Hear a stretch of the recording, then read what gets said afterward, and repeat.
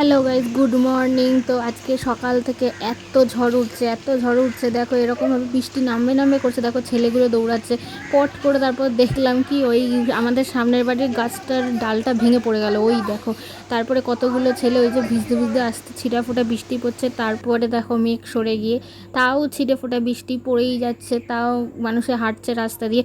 কিছুক্ষণ পরে দেখেছো রাস্তায় জলে ভরে গেল, মানে দেখা যাচ্ছে না রাস্তা সকালবেলা।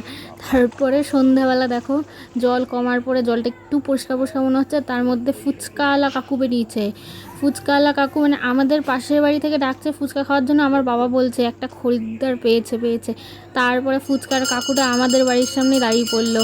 মানে কি বলবো, মানে ভুল করে হয়তো দাঁড়িয়ে পড়েছে। আমার বাবা বলছে যে আমার বাড়ির সামনেই দাঁড়িয়ে পড়লো আমাদের। তো আজকের জন্য টাটা।